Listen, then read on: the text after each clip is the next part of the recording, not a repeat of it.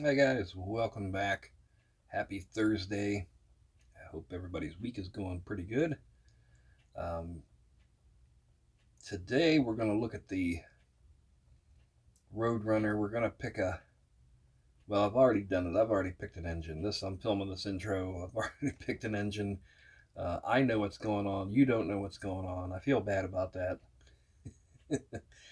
But last time we were talking, I showed you because the Roadrunner came as the Hemi Roadrunner, but the chassis didn't have the proper torque boxes or skid plate. So I showed you what I did there to fix that, and the Hemi that I had started working on, the transmission and stuff. I was also throwing around the idea of possibly taking the 440 from the 69 GTX and dressing it down as a 383 to build a Roadrunner as a base car.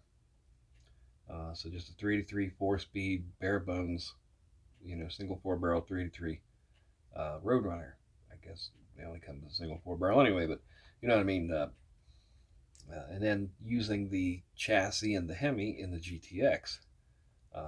So I'll take you through the magic of video editing and all that crap. We'll go back and take a look. Now, either one is cool. A 383 Roadrunner is good, but a Hemi anything is hotter than a Horon nickel night. So uh, let's go back and see what I did. All right, so I went ahead and did a thing.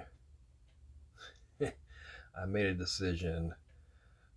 I want my 68 Roadrunner dream car, base model 383, bare bones muscle car. So we've got all the fixings here from the GTX to build its 440 and paint it up like a 383. The carbon, single carbon intake, the air cleaner that I had told you guys about before, from that Dart 440. That's one of the small round air cleaners like we'd need.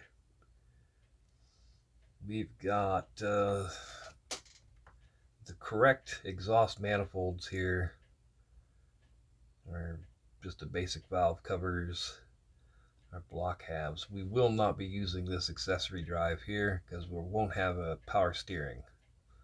So we're going to use this one, which is the basic, just an alternator.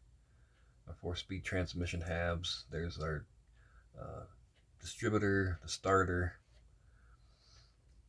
the K-frame, and the chassis we changed with the GTX. It'll be using the Hemi, so we're going to use this chassis and the K-frame.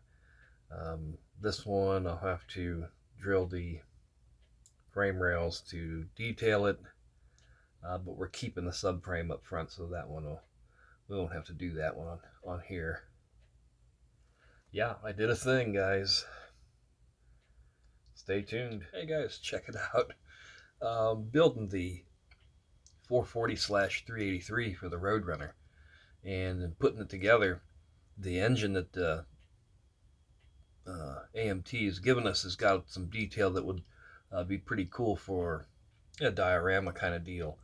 A garage scene, up on an engine stand, or maybe junkyard, a disassembled engine in a junkyard. You see, I'm using my pin vise here, sorry. Without the valve covers on, you got the rockers down in the valley. You can see the lifters in there. Well, the single 4-barrel intake we're going to use is open, um, like it should be. There's no valley under it, no valley pan. So it's going to sit in there and you're going to see right down into the valley. We're going to have to make one out of flat styrene to close that up so we're not looking down in the valley. The other intake, the 6-barrel intake that would be used, or a 6-pack, does have the valley as part of the intake, but this one doesn't. This would also be good for a diorama to sit on a bench or junkyard kind of, because the valley would be separate from it. So no real big deal. We'll just make a little valley pan for that and get on with it. Yeah, no valley pan, no problem. So really, it's a pretty easy fix. I've used 15 thousandths evergreen styrene plastic flat sheets, cut to fit, and because it's 15 thousandths higher now in the deck there, it doesn't sit below head level, it sits on top. I'm taking a little bit off of the bottom of the intake. It's just got some points that sit low, so take a little bit off, and then it'll sit back inside the cylinder heads where it belongs. And once it's painted, it should look okay. Alrighty, guys, fast forward a minute or two. I wanted to be a little further along with the Roadrunner than what we are, but at the moment, the 383 and the transmission are together, painted. Uh, just a note here, the video is way darker. The Chrysler teal is a lot lighter, and it's the correct color I used on it, but it's looking very dark. Like the air cleaner there is in it's matte black, just very dark. You can't hardly see any of the detail on it. But it's done there. We've got the starter painted up and detailed. Oil pump, oil filter. Filter's in a white, like a factory Mopar filter. One thing, the driver's side valve cover there, that breather should be chrome. And I use my Malto chrome pen, and with age, I don't know, it doesn't look chrome. It's shiny, but it doesn't look chrome like it stuff usually does. So it's like it's time for a new chrome pen. Distributor cap in the tan. The distributor on these is supposed to drop in right up front there. There's no real spot on these for it. I had to carve out a little hole for it, but no big deal. Otherwise, it just wouldn't. I mean, it's set in upright, and I don't think you could even get the upper radiator hose in where it goes. Putting it where they suggest you put it. So I did carve out a little place for that. The carburetor, that's the Model Car World MCW Finishes Carb. It's a green gold color. Real nice detail color from them. Again, that is not that dark. It just looks dark on the video here. I mixed mine, I did for this one, to look like some of the Carter carburetors that I'd seen, with I mixed it with a little flat aluminum. So you could mix it with silver or flat aluminum to change your change the look of the color.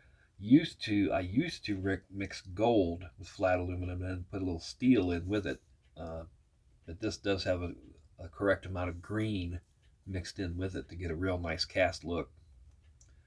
HP exhaust manifolds, we'll paint those in a steel and get those on. The alternator and the front drive need painted in that yet. Transmission, just in a flat aluminum. And next time we'll have it all together and be able to show you with the air cleaner and all the accessories, a finished product. This chassis, since we're using the 383 and not the Hemi, this is the GTX's chassis we're using now. It's drilled out like the Roadrunner's was, if you caught the last video. And the Roadrunner's subframe up front and that tan. The K-frame for the GTX, since we won't need a skid plate on a 383 car. Let's see, Impala, nothing new there. Sitting looking good. Actually, the Impala and the Roadrunner are about in the same place. We've got suspension all that built up under the Impala, only because the chassis is separate on that one. It's just chassis black. Both cars are in a place now where we need to decide a color. And I had a color picked for the Impala, but looking at a few real cars in that color, it doesn't work. I don't like it. So we're going to rethink that. And the color for the Roadrunner, I like the color that I picked. I'm seeing a lot of them in that color. Doesn't mean I'm not going to paint it that color. I'm just tossing it around. So I got to get off my ass and stop being so wishy-washy. Pick a color. Get colors picked for both of them. and get a little bit more work done.